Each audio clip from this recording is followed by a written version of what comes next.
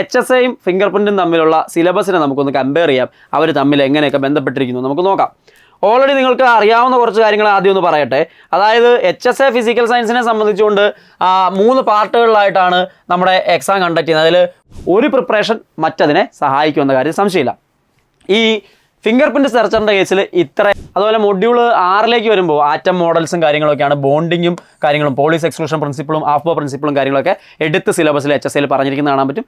ഇത് നമുക്ക് എവിടെയും വേണം, തീർച്ചയായിട്ടും ഫിംഗർ പ്രിൻറ്റിലും വേണ്ടതാണ്. നമസ്കാരം, എൻ്റെ പുതിയൊരു വീഡിയോയിലേക്ക് എല്ലാവർക്കും സ്വാഗതം. ഇവിടെ ഞാൻ 2 സിലബസുകളെ ഒന്ന് കമ്പയർ ചെയ്ത് നിങ്ങൾക്ക് മുമ്പിൽ അവതരിപ്പിക്കാൻ പോവാണ്. ഞാൻ ഓൾറെഡി കഴിഞ്ഞൊരു വീഡിയോയിൽ പറഞ്ഞിട്ടുള്ളതാണ്. എച്ച് എസ് എ ഫിസിക്കൽ സയൻസും അതേപോലെ ഫിംഗർ പ്രിൻറ്റ് സെർച്ചറും ഈ 2 എക്സാമും ഒരേ ക്വാളിഫിക്കേഷനാണ്. എച്ച് എസ് എ ഫിസിക്കൽ സയൻസിനെ സംബന്ധിച്ച് ഡിഗ്രി ലെവൽ ക്വസ്റ്റ്യൻസ് ആണ് ചോദിക്കുന്നതെങ്കിലും അത് മലയാളത്തിലാണ് ക്വസ്റ്റ്യൻ പേപ്പർ എന്ന് മനസ്സിലാക്കാൻ പറ്റണം. അതേ ലെവലിലുള്ള അതേ ക്വസ്റ്റ്യൻസ് പക്ഷേ ഇംഗ്ലീഷിലാണ് ഫിംഗർ പ്രിൻറ്റ് സെർച്ചറിൻ്റെ ക്വസ്റ്റ്യൻ പേപ്പറിൽ നിങ്ങൾക്ക് കാണാനായിട്ട് സാധിക്കുക. അപ്പോൾ ഇത് രണ്ടും പ്രിപ്പയർ ചെയ്യുക, 2 ലാംഗ്വേജിനെയും ഒന്ന് ബാലൻസ് ചെയ്യുക എന്നുള്ളതാണ് ടാസ്ക്. അതുകൊണ്ട് തന്നെയാണ് ഇത്തരത്തിലൊരു കോംബോ പായ്ക്കായിട്ട് രണ്ടും ഒരേപോലെ പ്രിപ്പയർ ചെയ്യാൻ പറ്റുന്ന രീതിയിൽ നിങ്ങൾക്ക് മുമ്പിലേക്ക് എൻട്രി അവതരിപ്പിക്കുന്നത്. അപ്പോൾ ഇത് അങ്ങനെ BEd ഉള്ള ഡിഗ്രി കെമിസ്ട്രി ഫിസിക്സുകാർക്ക് ഇത് ഭയങ്കര യൂസ്ഫുൾ ആയിരിക്കും. തീർച്ചയായിട്ടും നിങ്ങൾ അത് ഏറ്റവും എഫക്റ്റീവായിട്ട് പ്രിപ്പയർ ചെയ്യാനായിട്ട് ശ്രമിക്കുക. അപ്പോൾ അത് മനസ്സിലാക്കുന്നതിന് വേണ്ടിയിട്ട്, ഇത് എങ്ങനെയാണ് ഇതിൻ്റെ ഒരു സാമ്യത എന്ന് മനസ്സിലാക്കുന്നതിന് വേണ്ടിയിട്ട് എച്ച് എസ് ഐയും ഫിംഗർ പ്രിൻറ്റും തമ്മിലുള്ള സിലബസിനെ നമുക്കൊന്ന് കമ്പയർ ചെയ്യാം. അവർ തമ്മിൽ എങ്ങനെയൊക്കെ ബന്ധപ്പെട്ടിരിക്കുന്നു നമുക്ക് നോക്കാം. ഓൾറെഡി നിങ്ങൾക്ക് അറിയാവുന്ന കുറച്ച് കാര്യങ്ങൾ ആദ്യം ഒന്ന് പറയട്ടെ. അതായത് എച്ച് എസ് എ ഫിസിക്കൽ സയൻസിനെ സംബന്ധിച്ചുകൊണ്ട് 3 പാർട്ടുകളിലായിട്ടാണ് നമ്മുടെ എക്സാം കണ്ടക്ട് ചെയ്യുന്നത്. അതിൽ മോഡ്യൂൾ 1 എന്ന് പറയുന്ന റിനൈസൻസ് ഫ്രീഡം മൂവ്മെൻറ്റും, മോഡ്യൂൾ 2 എന്ന് പറയുന്ന ജനറൽ നോളേജ് കറണ്ട് അഫയേഴ്സും, മോഡ്യൂൾ 3 എന്ന് പറയുന്ന മെത്തഡോളജി ഓഫ് ടീച്ചിങ് സബ്ജക്ട്സുമാണ് അവിടെ ചോദിക്കുക. അപ്പോൾ അതിനകത്ത് തന്നെ ഈ പറയുന്ന 100 മാർക്ക് ഡിസ്ട്രിബ്യൂട്ട് ചെയ്തിരിക്കുന്നത് എങ്ങനെയാണെന്ന് നമുക്കൊന്ന് നോക്കേണ്ടതായിട്ടുണ്ട്.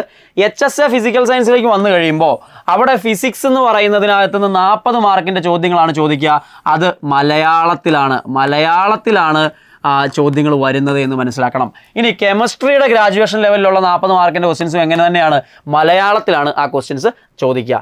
മെത്തഡോളജിയിൽ നിന്ന് 5 മാർക്ക്, അതായത് BEdന് പഠിക്കുന്ന നിങ്ങളുടെ പെഡഗോഗി ഭാഗത്തു നിന്നുള്ള ക്വസ്റ്റ്യൻസ് 5 മാർക്കിൻ്റെ ക്വസ്റ്റ്യൻസ് ചോദിക്കും. അത് ഇംഗ്ലീഷിലായിരിക്കും ക്വസ്റ്റ്യൻസ് ചോദിക്കുക എച്ച് എസ് എ ഫിസിക്കൽ സയൻസിന്.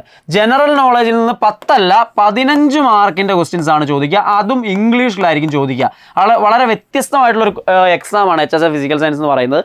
80 മാർക്കിൻ്റെ സബ്ജക്റ്റ് മലയാളം മീഡിയത്തിലേക്കാണ് നിങ്ങൾ പഠിപ്പിക്കാൻ പോകേണ്ടത് എന്നുള്ളത് കൊണ്ട് 80 മാർക്കിൻ്റെ സബ്ജക്റ്റ് ഇവിടെ ചോദിക്കുന്നത് പ്യുവർ മലയാളത്തിലും, ബാക്കി 20 മാർക്കിൻ്റെ അതിൽ 15 mark general knowledge current affairs renaissance freedom മൂവ്മെൻറ്റിൽ നിന്നൊക്കെയാണ് വരുന്നത്. 5 മാർക്ക് മെത്തഡോളജി, അതും ഇംഗ്ലീഷിലാണ് ചോദിക്കുക. 100 മാർക്കിൻ്റെ ഈ ക്വസ്റ്റ്യൻ പേപ്പർ 1.25 മണിക്കൂറാണ് നിങ്ങൾക്ക് എഴുതാനായിട്ട് സാധിക്കുക. മീഡിയം ഓഫ് ക്വസ്റ്റ്യൻ എന്ന് പറയുന്നത് മലയാളത്തിലാണ് എന്ന് ഞാൻ പറഞ്ഞു. ബാക്കി ഈ ഭാഗം ഇംഗ്ലീഷിലും ചോദിക്കും. OMR ഷീറ്റിൽ കറുപ്പിക്കുന്ന രീതിയിലുള്ള എക്സാം തന്നെയാണ് നിലവിൽ കണ്ടക്ട് ചെയ്ത് പോകുന്നതെന്ന് നമുക്ക് മനസ്സിലാക്കാനായിട്ട് പറ്റും. ഇനി മറ്റതിലേക്ക് വന്നു കഴിഞ്ഞാലോ, നമ്മുടെ ഫിംഗർ പ്രിൻറ്റ് സെർച്ചർ പോലീസിൽ ഫിംഗർ പ്രിൻറ്റ് ബ്യൂറോയുടെ ഭാഗമായിട്ടുള്ള ആ ഒരു ജോലിയിൽ സെയിം സിലബസ്, ഫിസിക്സിൻ്റെ ഗ്രാജുവേഷൻ ലെവലിൽ 40 മാർക്ക് വരെ സെയിമാണ്. കെമിസ്ട്രിയുടെ ഗ്രാജുവേറ്റ് ലെവലിൽ നിന്നുള്ള 40 മാർക്ക്, ഒരു മാറ്റവും ഇല്ല.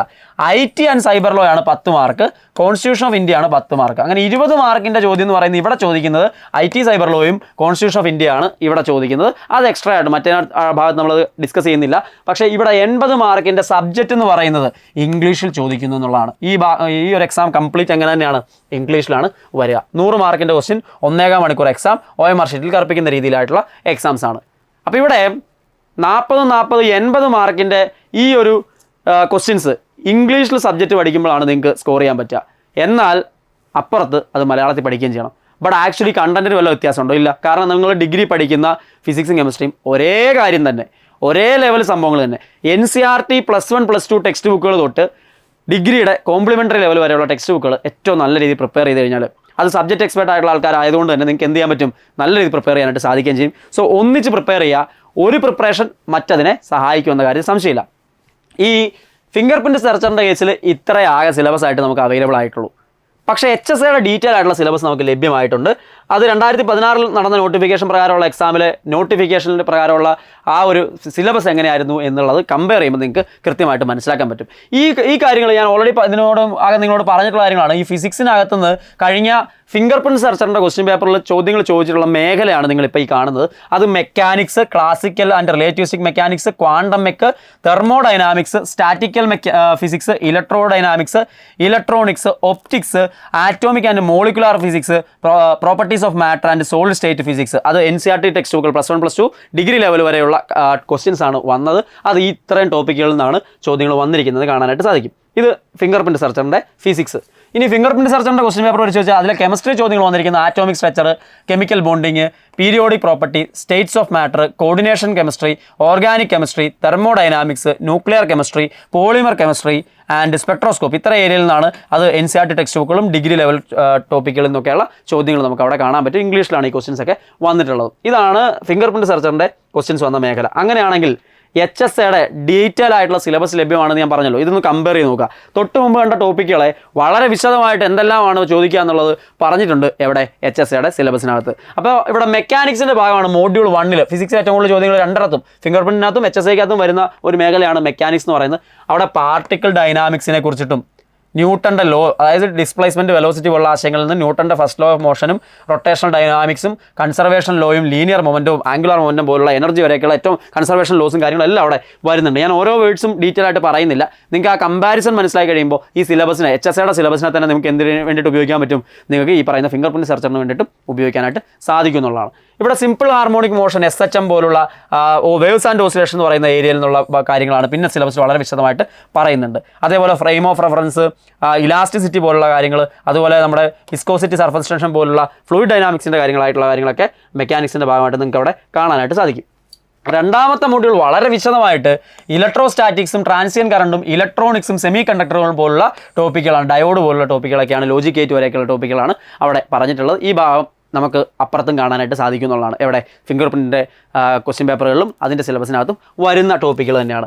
ഇനി മറ്റൊരു മൂന്നാമത്തെ യൂണിറ്റ് ആയിട്ട് ഫിസിക്സിൽ വീണ്ടും കൊടുത്തിരിക്കുന്നത് റിഫ്ലക്ഷൻ, റിഫ്രാക്ഷൻ പോലെയൊക്കെയുള്ള ഒപ്റ്റിക്സിൻ്റെ വളരെ പ്രധാനപ്പെട്ട ലേസർ പോലുള്ള ടോപ്പിക്കുകളൊക്കെ അവിടെ കാണാനായിട്ട് സാധിക്കും.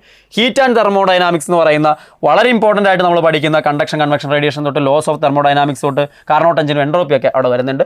പിന്നെ statistical distribution, ensemble, face space, Maxwell Boltzmann statics ഒക്കെ നമുക്ക് അവിടെ സിലബസിൽ കാണാനായിട്ട് സാധിക്കും. ഇത് തന്നെയല്ലേ ഹീറ്റ് ആൻഡ് തെർമോഡൈനാമിക്, സ്റ്റാറ്റിറ്റിക്സ് തുടങ്ങി ഒപ്റ്റിക്സ് എന്നൊക്കെ പറയും നമ്മൾ മറ്റേ സിലബസിലും നമുക്ക് എടുത്ത് കാണാനായിട്ട് സാധിക്കും. നാലാമത്തെ മൊഡ്യൂളിലേക്ക് വരുമ്പോൾ ഫിസിക്സിനും കെമിസ്ട്രിക്കും കോമൺ ആയിട്ടുള്ള കുറേ ടോപ്പിക്കുകളുണ്ട്. Bohr atom model, nuclear structure, crystal structure പോലുള്ള കാര്യങ്ങൾ, ബ്രേവിസ് ലാറ്റിസ് പോലുള്ള കാര്യങ്ങൾ, സൂപ്പർ കണ്ടക്റ്റീവ് പോലുള്ള കാര്യങ്ങൾ, wave nature of matter, quantum മെക്കിൻ്റെ കാര്യത്തിലേക്ക് കടക്കുന്ന കാണാനായിട്ട് സാധിക്കും. വളരെ ഇമ്പോർട്ടൻ്റ് ആയിട്ട് ഷ്രോഡിഞ്ചർ ഇക്വേഷൻ കാര്യങ്ങളൊക്കെ അവിടെ എടുത്ത് പറയുന്നത് കാണാൻ പറ്റും. അഞ്ചാമത്തെ മൊഡ്യൂളിലേക്ക് വരുമ്പോൾ ക്വാണ്ടം മെക്കിന് വളരെ ഡീറ്റെയിൽ ആയിട്ട് ഡിഗ്രി ലെവൽ കണ്ടന്റുകളെല്ലാം ഏഗൻ ഫംഗ്ഷൻ, ഏഗൻ വാല്യൂ തൊട്ടിട്ട് പോസ്റ്റുലേറ്റ്സ് ഓഫ് ക്വാണ്ടം മെക്കാനിക്സ് തൊട്ടിട്ട് ഷ്രോഡിഞ്ചർ ഇക്വേഷൻ്റെ ആപ്ലിക്കേഷനും കാര്യങ്ങളും എല്ലാം അവിടെ വളരെ വിശദമായിട്ട് ക്വാണ്ടം മെക്ക് എന്ന് പറയുന്ന ഒരു ടോപ്പിക്ക് ഇതാ ഈ ഒരു ഭാഗത്ത് വളരെ വിശദമായിട്ട് ഡീറ്റെയിൽ ആയിട്ടുള്ള സിലബസ് HSAയിൽ പറഞ്ഞിട്ടുണ്ട്. ഇതേ കാര്യങ്ങൾ തന്നെയാണ് നമ്മൾ എവിടെയും പഠിക്കുന്നത്, നമ്മൾ ഈ ഫിംഗർ പ്രിന്റിനകത്ത് പഠിക്കുന്നത്. അതുകൊണ്ട് രണ്ടും ഒന്നിച്ച് പ്രിപ്പയർ ചെയ്ത് കഴിഞ്ഞാൽ ഭയങ്കര എഫക്റ്റീവ് ആയിരിക്കും, നിങ്ങൾക്ക് രണ്ടിലും യൂസ് ചെയ്യാനായിട്ട് പറ്റുമെന്നുള്ളതാണ്. ഇനിയും energy level in molecules, rotational, vibrational, Raman സ്പെക്ട്രോസ്കോപ്പിയായിട്ട് ബന്ധപ്പെട്ട ബേസിക് ആയിട്ടുള്ള കാര്യങ്ങളെല്ലാം അവിടെ സിലബസിൽ എടുത്ത് പറയുന്നുണ്ട്. അത് നമുക്ക് അവിടെയും ആവശ്യമുണ്ട് ഫിംഗർ പ്രിന്റിലും. Amorphous and crystalline solids, solid ഡിഫക്റ്റും കാര്യങ്ങളൊക്കെ, solid state physics, solid state chemistry ഒക്കെ ഇമ്പോർട്ടൻ്റ് ആയിട്ട് നമ്മൾ പഠിക്കുന്നതാണ്. അതേപോലെ സോലിബിലിറ്റി പ്രോഡക്റ്റും കാര്യങ്ങളും എല്ലാം നമുക്ക് പ്രാധാന്യത്തോടുകൂടി പഠിക്കാനുള്ള കെമിസ്ട്രി പോർഷൻസ് ആണ്. ഇനിയും കോളം ക്രൊമാറ്റോഗ്രഫി പോലുള്ള പേപ്പർ ക്രൊമാറ്റോഗ്രഫി, അവൻ ക്രൊമാറ്റോഗ്രഫി ടെക്നിക്സിനെ കുറിച്ചിട്ട്, അതേപോലെ ഇതിൻ്റെ സിമെൻറ്റ്, ഗ്ലാസ്, അത്തരത്തിൽ സിലിക്കോൺസ് പോലുള്ള കാര്യങ്ങൾ, സിലിക്കേറ്റ് പോലുള്ള കാര്യങ്ങളെക്കുറിച്ചൊക്കെ കെമിസ്ട്രിയുടെ ഏറ്റവും ഇമ്പോർട്ടൻ്റ് ആയിട്ടുള്ള ചില ഡെയിലി ആപ്ലിക്കേഷൻസ് ആണ്. അതുപോലെ ടൈപ്സ് ഓഫ് പൊല്യൂഷൻസ് കെമിസ്ട്രിയുടെ ആപ്ലിക്കേഷനായിട്ട് വരുന്ന ചില ടോപ്പിക്കുകളാണ്. അതുപോലെ മൊഡ്യൂൾ 6 വരുമ്പോൾ ആറ്റം മോഡൽസും കാര്യങ്ങളൊക്കെയാണ്, ബോണ്ടിങ്ങും കാര്യങ്ങളും, പോളീസ് എക്സ്ക്ലൂഷൻ പ്രിൻസിപ്പിളും ആഫ്ബോ പ്രിൻസിപ്പിളും കാര്യങ്ങളൊക്കെ എടുത്ത് സിലബസിൽ HSAയിൽ പറഞ്ഞിരിക്കുന്നത് കാണാൻ പറ്റും. ഇത് നമുക്ക് എവിടെയും വേണം, തീർച്ചയായിട്ടും ഫിംഗർ പ്രിൻറ്റിലും വേണ്ടതാണ്. അതുപോലെ ബോണ്ടുകൾ, അയോണിക് ബോണ്ടിങ്ങും കാര്യങ്ങളൊക്കെ സിലബസിൽ വളരെ പ്രാധാന്യത്തോട് പറയുന്നുണ്ടല്ലോ, അപ്പുറത്തെ സിലബസിലുണ്ട്. ഓർബിറ്റൽ തിയറീസും കാര്യങ്ങളൊക്കെ നമുക്ക് കെമിസ്ട്രിയുടെ ഭാഗമായിട്ട് ഡീറ്റെയിൽ ആയിട്ട് തന്നെ VS EPR തിയറിയും കാര്യങ്ങളൊക്കെ, ഹൈബ്രിഡൈസേഷൻ കാര്യങ്ങളൊക്കെ അവിടെ എടുത്ത് സിലബസിൽ പറഞ്ഞിരിക്കുന്നത് കാണാനായിട്ട് സാധിക്കും. ഇനി പീരിയോഡിക് ലോ തീർച്ചയായിട്ടും ഇമ്പോർട്ടൻ്റ് ആണ്. അപ്പുറത്തും ചോദ്യങ്ങൾ ചോദിക്കും, ഫിംഗർ പ്രിൻറ്റിലും ചോദ്യം ചോദിക്കും.